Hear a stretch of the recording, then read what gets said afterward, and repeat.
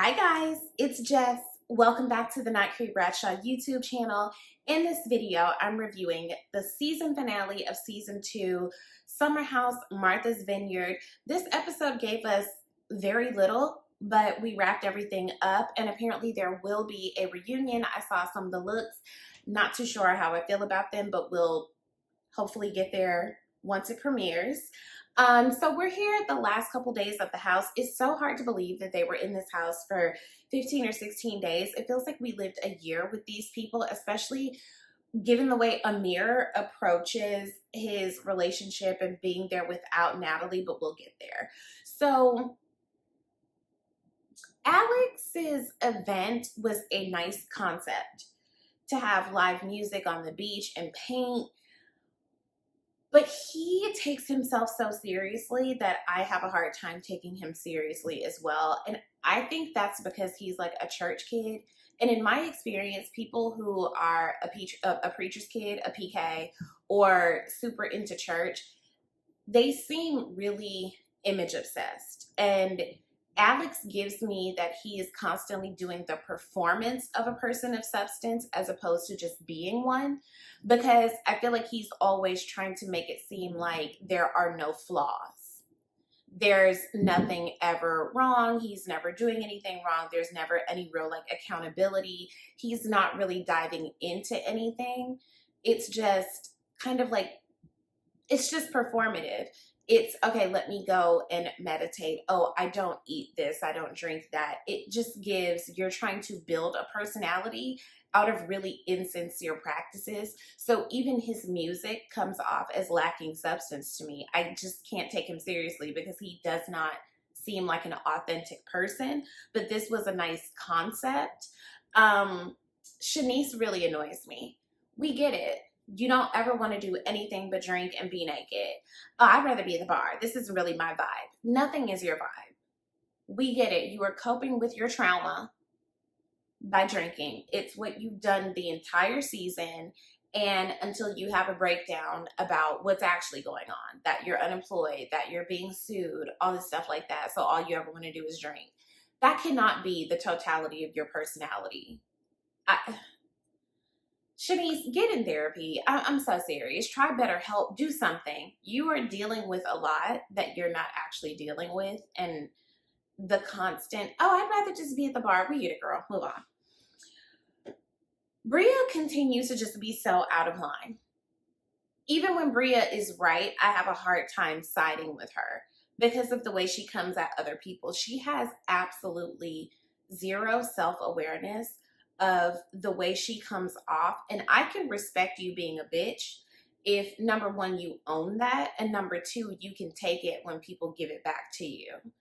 And I don't know if it's that Bria gives off that she's very strong and confident, but once it comes to conflict, that whole facade kind of falls away. So for her to come at Nick the way that she did, first of all, I don't know why Amir brought this back up. I think Amir is hell-bent on making sure that Natalie doesn't look bad and trying to protect Natalie's image over and over again. Amir, I want you to consider what that makes your image look like, because the codependency there is very, very odd. And to bring this back up after everyone had already resolved it, and once Natalie was already gone, why did you need to do this? Everyone had moved on, and you just wanted to make sure that you nailed down that this wasn't Natalie's fault, and she just operates in girl code. And does she?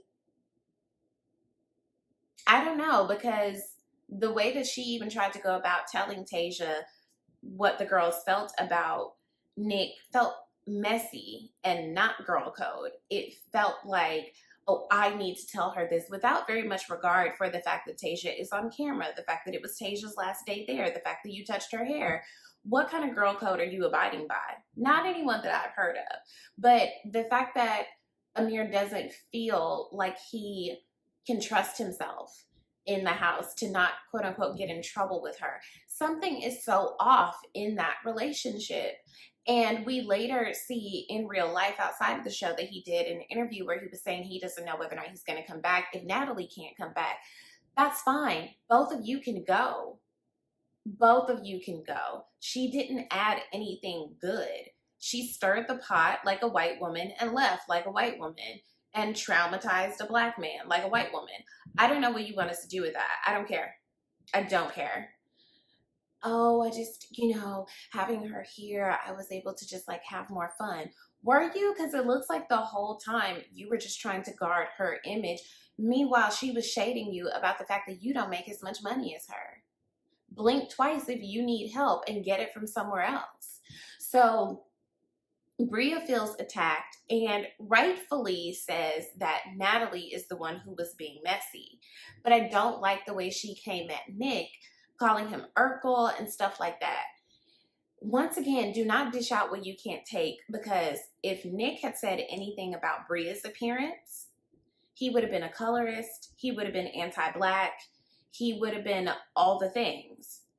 Why are you commenting on his appearance knowing full well that he can't do the same thing back to you? I do not like the way Nick was treated. I really don't. And is Nick's relationship weird? Absolutely. But the way they came at him about it, it's just not okay. Bria is just not an okay person in my book. Summer's decision to leave early was interesting because it was with only 2 days to spare. Were those 2 days really that unbearable? If you lasted this entire time, this is where you draw the line. I found that really interesting, but again, do what's best for you. I really respect Noelle's decision not to see her off. I'm always for people honoring the boundaries that they need to in order to be at peace with themselves.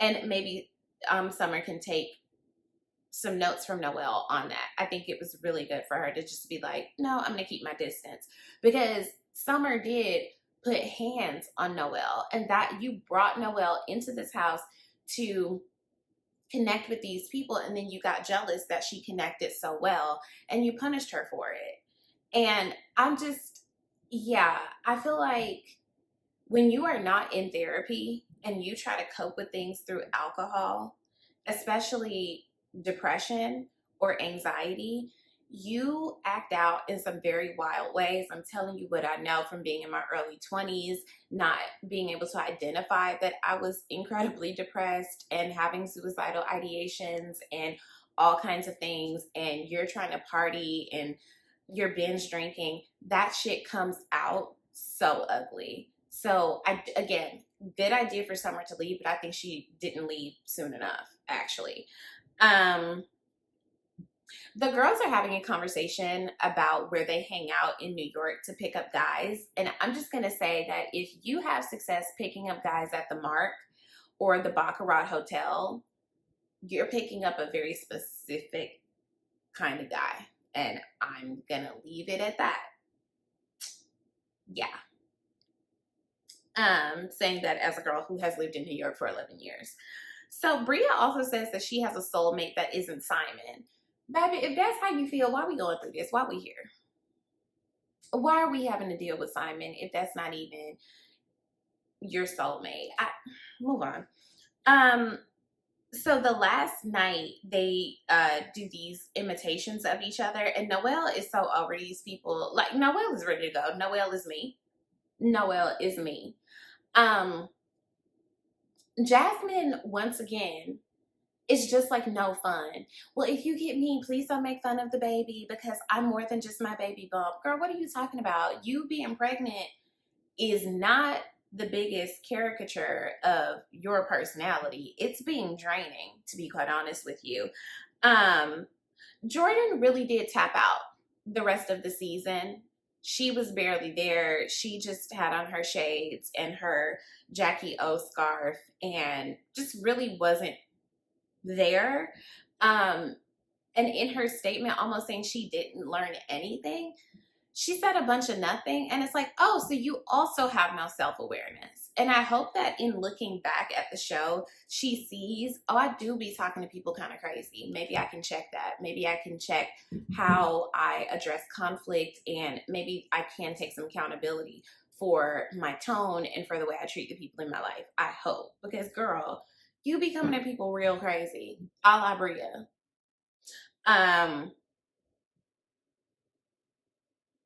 Yeah, that was about it. I don't see it for Silas, but I'm glad that he was able to be there almost immediately following the birth of his child. Wishing him and Jasmine the best. Looking forward to the reunion, seeing, you know, where everyone is and if they confront anything after seeing the show back. Season 1, we didn't get a reunion, which we probably could have benefited from. But yeah, that's about it for the season finale of season 2 of Summer House Martha's Vineyard. We'll see what happens. Will they get a season 3? So I'll check back in with you guys for the reunion. I'm thinking I will be reviewing House of the Dragon. Check in and let me know. I'm oscillating between Bridgerton season 3 if I should wait until part 2 premieres, or if I want to go ahead and drop a review for part 1. Slide in the comments, let me know what you guys think or what you want to see. Be sure to share and comment and subscribe and join my cult, aka my Patreon. The link is in the video description, and I'll see you guys soon. Bye.